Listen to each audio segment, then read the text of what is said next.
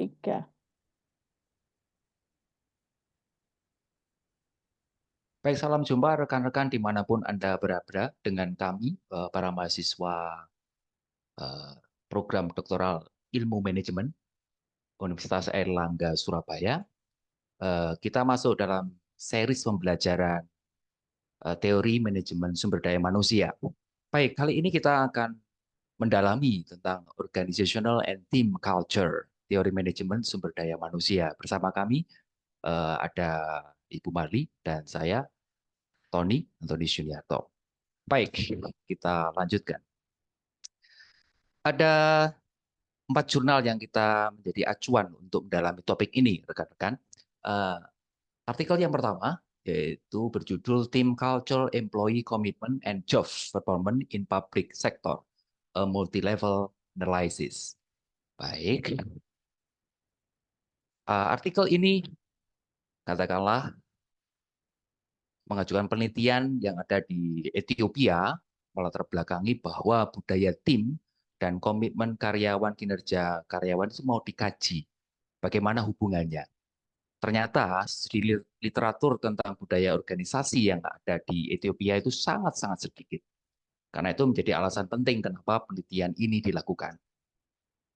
Oke, ini model yang menjadi kajian dari artikel ini, bahwa ada 3 variabel penting, yaitu team culture, employee commitment, dan job performance. Nah, hipotesisnya ada 2 sebenarnya, sangat sedikit kan?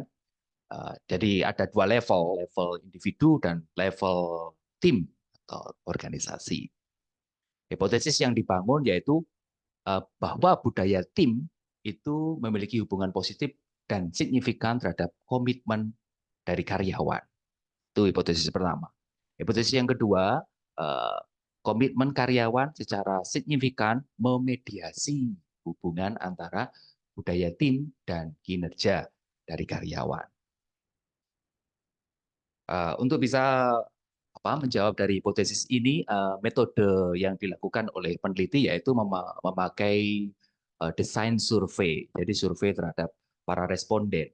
Datanya yaitu diambil dari sektor pembangunan pedesaan di zona Bale di negara Ethiopia. 2 sumber datanya, jadi pendekatannya responden itu dari sisi karyawan dan sisi atasan dari karyawan itu. Ya, periode pengambilan data itu bulan Februari sampai April tahun 2020. Ya, kurang lebih 4 tahun yang lalu lah.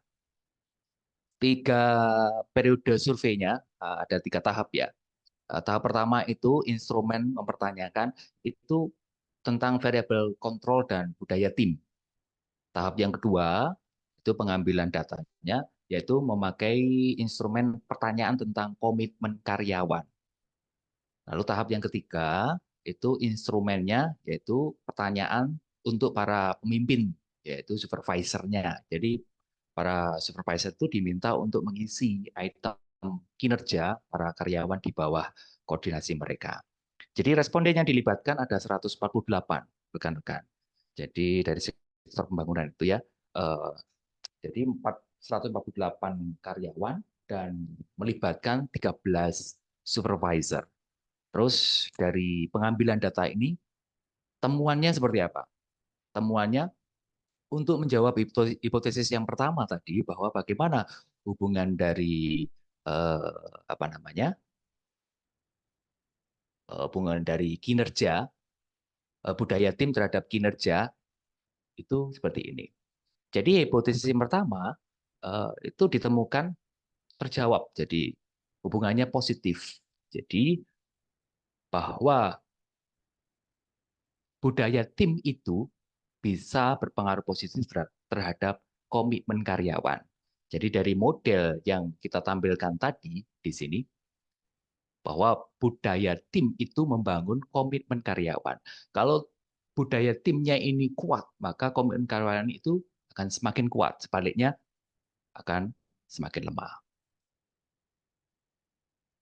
Terus bagaimana dengan hipotesis yang kedua?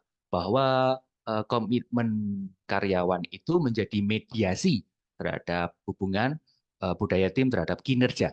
Jadi kita lihat di tabel yang ke tiga ini memang kecil ini pengaruhnya terhadap ini performanya dengan mediasi komitmen dari karyawan. Makanya artikel ini menyebutkan bahwa ada hubungan parsial mediasinya.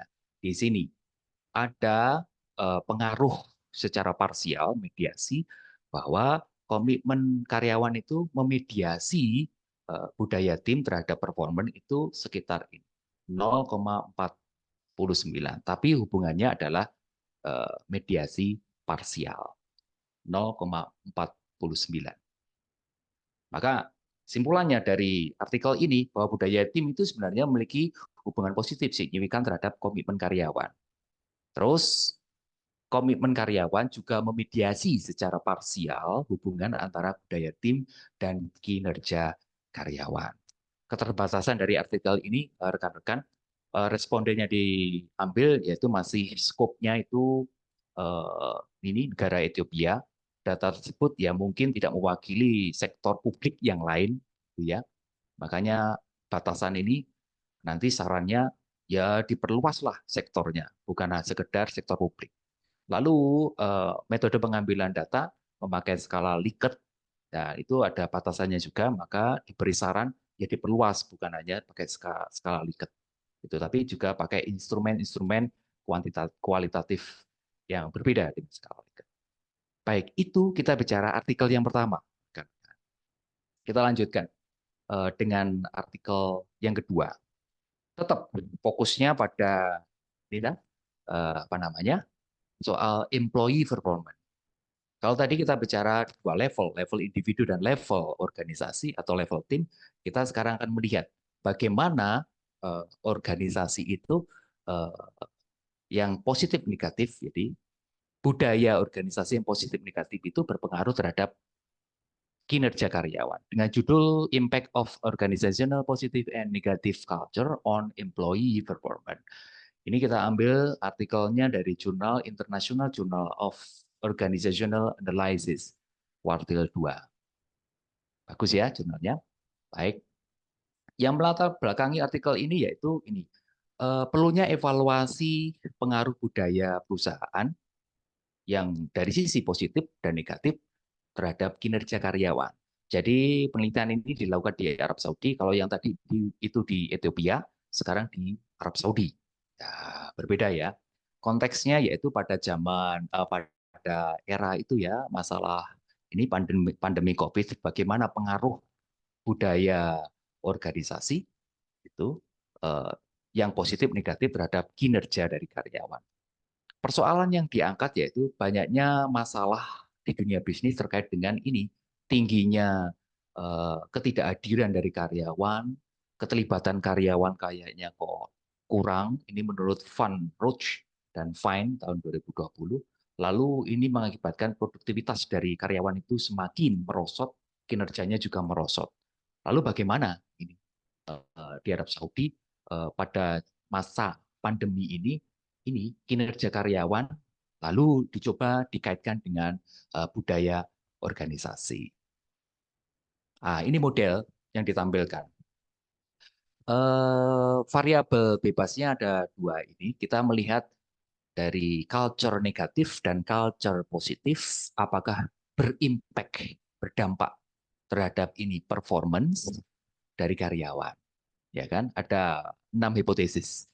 Dari 6 hipotesis ini dicoba untuk dijawab, ya kurang lebih 6 ini mengatakan hipotesis 1 2 budaya organisasi yang negatif itu apakah berpengaruh ya, berpengaruh terhadap efektivitas kinerja dari karyawan. Hipotesis pertama, kedua mengatakan pengaruhnya negatif untuk kinerja karyawan. Lalu hipotesis ketiga, 4, 5, dan 6 itu secara keseluruhan katakan bahwa budaya positif dari organisasi itu berdampak positif terhadap kinerja, terhadap faktor-faktor perkembangan budaya positif di organisasi itu. Itu ya. Dan 6 itu. Lalu untuk bisa menjawab hipotesis itu ada respondennya yang diambil 50 organisasi yang berbeda, rekan-rekan. Dan itu diambil secara acak ya. 3 kelompok itu ada UKM, LSM, dan organisasi multinasional. Itu yang diambil. Dan ini diambilnya di wilayah Arab Saudi, daerah timur. Baik, respondennya ada 50 UKM, jumlah respondennya sekitar 311. Lalu pendekatannya memakai skala Likert 1 sampai 6. Angka 1 menunjukkan sangat setuju. Lalu yang angka 6 sangat tidak setuju. Lalu alat analisisnya untuk mengolah data memakai SAM. Lalu bagaimana hasilnya? Dari 6 hipotesis itu, katakanlah bisa kita prediksi ya, bahwa budaya organisasi itu dari hipotesis 1 dan 2 itu kan berpengaruh negatif tadi tuh. Nah, jadi pengaruhnya negatif terhadap kinerja karyawan dan ini perspektif efektivitas dari kinerja karyawan. Jadi ketika budaya organisasi itu negatif, katakanlah di sana tentang penghargaan atau apresiasi terhadap kinerja karyawan itu tidak bagus, itu secara langsung akan berdampak pada kinerja karyawannya akan menurun. Jadi lingkungan kerja, budaya organisasi yang katakanlah tidak sehat atau negatif itu secara langsung berpengaruh pada turunnya kinerja karyawan. Sebaliknya, hipotesis yang ketiga, 4, 5, 6 tadi, bahwa ini budaya positif dari organisasi itu berdampak positif terhadap kinerja karyawan. Makanya belajar dari model ini sebenarnya ya kalau suatu organisasi atau perusahaan ingin meningkatkan performance dari karyawannya ya sudah ciptakan budaya positif di organisasi itu. Gampangannya seperti itu, rekan. Baik, ini hasil hipotesis lalu olah data tadi ya kita temukan bahwa lingkungan positif itu memang akan mengkondisikan karyawan itu apa menjadi lebih bersemangat, lebih produktif, meningkatkan kinerjanya. Menurut Gabriel 2015 seperti itu dalam penelitiannya. Sebaliknya, lingkungan kerja yang negatif itu ya jelas akan eh, berimpact terhadap kurangnya motivasi dari karyawan, komitmennya menjadi melemah, begitu kan? Lalu ini juga akan berdampak pada produktivitasnya dan kinerjanya. Jadi budaya negatif dalam suatu organisasi itu jelas akan menurunkan kinerja dari karyawan. Ini juga diperkuat penelitiannya Santoso, Moins 2019, demikian juga penelitian dari Lee et al. 2021. Nah, ya jelas akan merugikan perusahaan dong ketika ini apa karyawan dengan produktivitasnya kinerjanya yang menurun jelas dampaknya akan merugikan perusahaan. Apalagi tingkat retensi atau tingkat turnover dari karyawan akan semakin tinggi dari perusahaan itu. Dan lingkungan kerja yang tidak bersahabat itu kan menjadikan orang tidak kerasan, tidak nyaman. Jelas akan berdampak dari ke karyawannya dan berdampak terhadap organisasi. Kurang lebih seperti itu. Secara cepat kita belajar tentang ini ya budaya organisasi yang berdampak pada performance. Tadi ada mediasinya yaitu komitmen dari karyawan. Baik, bisa dilanjutkan ke artikel ketiga dan keempat nanti akan dipaparkan atau disampaikan oleh rekan Ibu Ya, Marli. Silakan. langsung Pak Tony aja yang share screen, enggak apa-apa Pak, saya lanjutkan ya. Oke, silakan ini. Oke. Jadi artikel ketiga yang ingin kami bahas itu tentang mapping knowledge sharing behavior melalui emotional intelligence ya, kecerdasan emosional dan juga budaya tim toward optimize team performance. Nah, ini penulisnya atau penelitinya ada Jamshid dan Majid tahun 2023 dari tim performance management ini Q2. Nah, apa yang mendasari penelitian ini begitu ya? Ada 3 hal. Yang pertama bahwa penelitian ini tuh sebetulnya penelitiannya pada sektor layanan kesehatan begitu ya. Jadi secara global itu kan tugasnya pelayan kesehatan itu adalah ya memastikan perawatan pasien yang aman meskipun sumber dayanya terbatas kayak gitu ya. Lalu ada hal kedua yang jadi concern di sini yaitu dari Joint Commission Internasional itu mengungkapkan bahwa 70% kesalahan itu disebabkan oleh masalah perilaku dalam tim, gitu. Ini yang jadi landasan kenapa 2 peneliti ini ingin meneliti ini, begitu ya.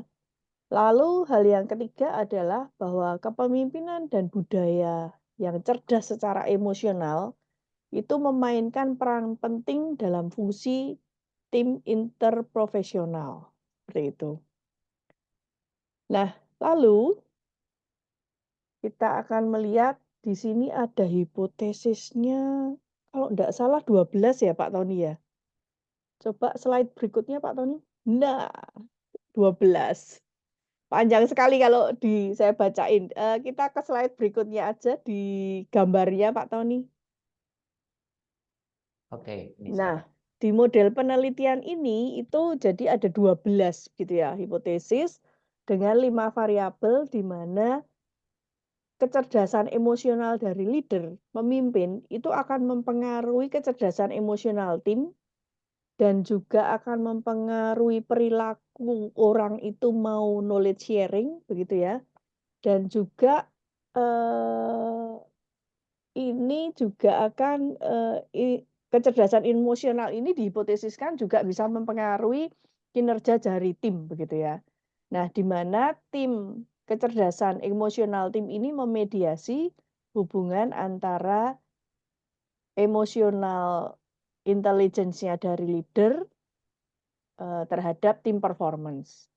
Nah, di sisi lain ada budaya tim, gitu ya. Budaya tim ini akan mempengaruhi kecerdasan emosional tim dan juga mempengaruhi perilaku untuk sharing knowledge gitu dan juga mempengaruhi tim performance. Nah, di sini juga knowledge sharing, perilaku knowledge sharing ini memediasi hubungan antara tim culture dan tim performance. Jadi ada 2 mediator di sini ya, tim kecerdasan emosional tim dan juga perilaku sharing pengetahuan seperti itu. Nah, di penelitian ini ada variabel yang dikontrol yaitu ada tim tenure, jadi lamanya mereka berada di tim itu dan juga besaran dari tim.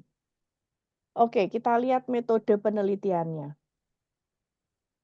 Untuk respondennya itu adalah mereka yang kerja dalam tim di kesehatan begitu ya, di bidang kesehatan, di swasta. Dan ini di negara Pakistan. Kayaknya hari ini kita bahasnya banyak Asia ya Pak ya. Yang nanti saya juga Betul. India ini. Oke. Betul.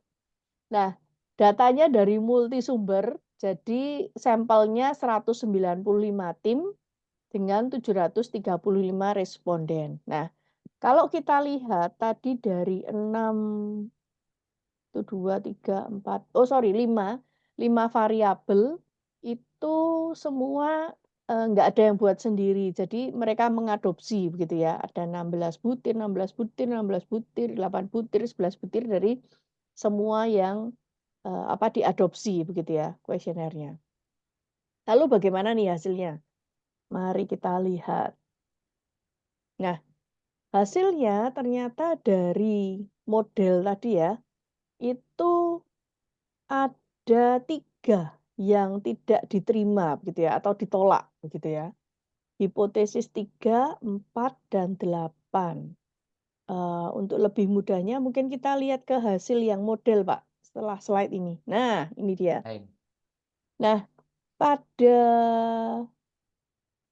hubungan emosional intelijen dalam tim, itu ternyata tidak mempengaruhi tim performance. Jadi tingkat kecerdasan emosional tim ini tidak mempengaruhi begitu ya, untuk kinerja tim. Karena emosional intelijen dari tim ini merupakan mediasi dari tim performance dan di mana mediatornya itu tidak signifikan dengan dependent variabelnya, maka terbukti juga bahwa di sini jadi dia tidak ada mediasi, seperti itu. Nah, tetapi berbeda dengan hipotesis yang ke-8 begitu ya, di mana tim culture itu tidak, jadi X-nya itu tidak signifikan terhadap Y-nya, tim performance. Nah, di sini tidak signifikan ya. Karena tidak signifikan, maka knowledge sharing behavior-nya menjadi fully mediated, seperti itu. Jadi, ini hasilnya ada 3 penyimpangan begitu ya, yang atau tidak sesuai dengan harapan bahwa ada 3 yang tidak, signifikan, seperti itu. Jadi kalau di sini sebetulnya artinya bahwa, tim culture itu tidak mempengaruhi tim performance dan juga tingkat, kecerdasan emosional tim itu tidak mempengaruhi, tim performance, seperti itu. Nah, apa yang jadi keterbatasan dari penelitian ini? Yang pertama itu adalah respondennya adalah anggota medis dan paramedis di rumah sakit umum, hanya anggota medis dan paramedisnya. Akan lebih baik kalau nantinya itu fokus, tidak hanya medis dan paramedis, tapi di rumah sakit gitu ya, ada perawat, ada dokter begitu ya. Terus di industri pemasaran, di rumah sakit perwalian, atau bahkan di organisasi layanan lainnya. Ini keterbatasan dan saran penelitian mendatang. Yang kedua, itu penelitian ini fokus pada tim interdisipliner yang dipandang sangat ambisius dan berorientasi tugas, begitu ya. Sehingga penelitian mendatang disarankan kalau bisa nih gitu ya, coba penelitian di jenis tim yang bekerja di institusi pelayanan kesehatan lainnya, seperti itu. Lalu yang ketiga, keterbatasan yang ketiga itu konstruk penelitian itu berupa formatif reflektif begitu ya, di second order begitu, di second order. Nah, penelitian yang mendatang itu sarannya kalau bisa di subdimensi begitu ya, dengan mengukur fenomena tim menggunakan instrumen pada tingkat tim, bukan menggunakan metode agregasi, seperti itu. Tadi mungkin dibahas juga ya sama Pak Tony ya, yang tentang di level tim ya, seperti itu. Ya, betul. Ya, nanti mungkin di akhir kita akan bahas lagi tentang bagaimana kita memetakan untuk di level tim, seperti itu. Nah, lalu keterbatasan yang terakhir itu adalah pengambilan data ini dengan cross sectional. Jadi akan lebih baik kalau dilakukan ke depannya itu dengan longitudinal atau beberapa tahap pengambilan data, seperti itu. Jadi itu yang di artikel yang ketiga, ini referensi-referensi yang dipakai di artikel 3. Lalu kita berpindah ke artikel keempat, Pak Tony. Nah, artikel keempat ini kaitannya dengan apakah seharusnya karyawan itu speak up begitu ya, ngomong begitu ya, cerita, berpendapat kayak gitu ya. Nah, ini kaitannya dengan bagaimana supervisory communication, team culture, dan team relationship itu mempengaruhi karyawan untuk berani, bersuara, seperti itu ya. Ini dari, eee, penelitian Yue dan teman-temannya tahun 2022 dari jurnal International Journal of Business Communication, ini ada di U1. Oke, mari kita lihat apa yang menjadi alasan begitu ya, atau latar belakang penelitian ini dibuat. Yang pertama, itu ada banyak bukti bahwa karyawan itu tidak berani mengungkapkan ide begitu ya, atau masalah mereka. Alasannya macam-macam, ada yang karena dia merasa bahwa tempat kerjanya itu tidak kondusif untuk dia berpendapat, begitu ya. Terus yang kedua, khawatir kalau dia berpendapat, nanti bisa menghambat karirku nih. Aku maksudku cuma mau usul, tapi dikira protes gitu ya. Bisa jadi seperti itu. Lalu mereka juga takut hubungan interpersonal mereka tidak baik dengan atasannya gitu karena dianggap protes tadi ya. Terus ini permasalahan dengan citra pribadi.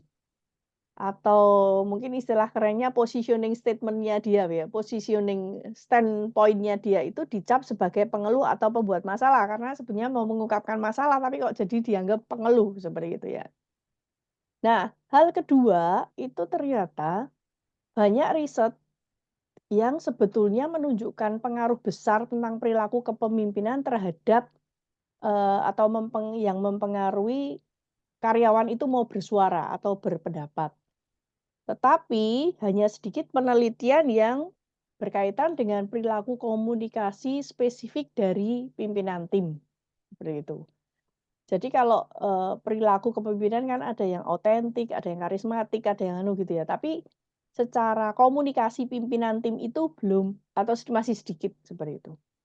Nah, yang ketiga, banyak riset tentang budaya organisasi, namun sebagian besar itu fokusnya pada budaya kognitif dan mengabaikan dari sisi afektif emosional dari budaya organisasi itu sendiri. Jadi, berdasarkan latar belakang ini, maka Yue dan teman-temannya itu menghipotesiskan 9 hubungan ini begitu ya. Nanti teman-teman bisa membaca, tapi saya coba tampilkan dalam bentuk gambar. Nah, di sini itu ada 4 variabel gitu ya, 4 variabel. Yang pertama itu tentang bahasa yang memotivasi dari leader begitu ya, dari pimpinan. Jadi kalau kalau pimpinannya itu bahasanya tuh bahasa yang memotivasi, maka itu akan, meningkatkan begitu ya, budaya emosi yang positif. Nah, budaya emosi yang positif ini nanti akan menyebabkan hubungan antar karyawan dalam tim itu juga meningkat. Dan karena hubungan karyawan dalam tim itu meningkat, kan ada keeratan nih, gitu ya. Jadi merasa dekat sehingga karyawan itu berani untuk mengungkapkan pendapatnya. Sebenarnya intinya seperti itu. Jadi di sini ada model ini menarik karena apa? Ada 2 mediasi begitu ya. Ada 2 mediasi, ada positive emotional culture dan juga, employee team relationship, seperti itu. Nah, kita lanjut, siapa yang jadi responden dan bagaimana cara mengukur variabel-variabel ini ya? Nah, ternyata respondennya ini ada 2 Pak. Jadi ada 441 partisipan yang dari Amerika dan 354 dari India. Asia masih menguasai ini, Pak. Gab- Ya, gabungan tapi ini ya. Ya, ini kayaknya dia ingin melihat ya, apakah yang budaya barat dengan budaya timur ini beda apa enggak, seperti itu. Karena nanti hasilnya juga 2, mereka mensubsgrupkan begitu ya, penelitian ini. Nah, untuk pengukurannya sama dengan yang artikel yang ketiga tadi, semuanya mengadopsi begitu ya, mengadopsi untuk kuesionernya, seperti itu. Jadi tapi yang menariknya di sini ada di leadership motivation language itu dia ada beberapa sebetulnya ada dimensi di dalamnya begitu ya. 10 butir itu kaitannya dengan direction giving language pada saat dia bahasa pada saat melakukan, perintah begitu ya, memberikan pemerintah. Terus ada 6 butir yang sifatnya empatetik, terus 8 butir yang, membuat jadi lebih berarti begitu ya, pekerjaannya, seperti itu. Lalu bagaimana nih hasilnya? Kita lihat. Nah, ternyata yang di Amerika Serikat itu semua signifikan positif ya. Jadi ketika leadernya itu ngomongnya suka yang bermotivasi, maka itu akan menumbuhkan atau meningkatkan budaya emosional yang positif, terus menjadi lebih kuat hubungan antar karyawan dalam tim, sehingga karyawannya itu mau mengungkapkan pendapatnya. Nah, berbeda dengan yang di India nih. Kalau di India itu ada satu yang tidak signifikan yaitu hubungan langsung, eee, jadi meskipun leadernya itu suka memotivasi bahasanya, tapi itu tidak mempengaruhi langsung terus orang itu, atau karyawan itu mau berpendapat begitu ya.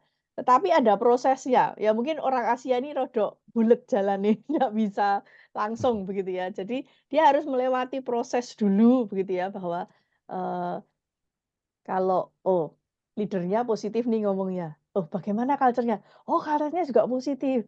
Terus bagaimana teman-temanku nih? Oh ternyata teman-temanku juga, hubungannya enak begitu ya. Jadi dia baru mau akan bersuara seperti itu. Nah ini menariknya, jadi ternyata budaya timur masih melihat konteks ya, melihat konteks. Jadi nggak langsung, hubungan interpersonal, tapi lebih melihat konteks, seperti itu. Perlu mediasi.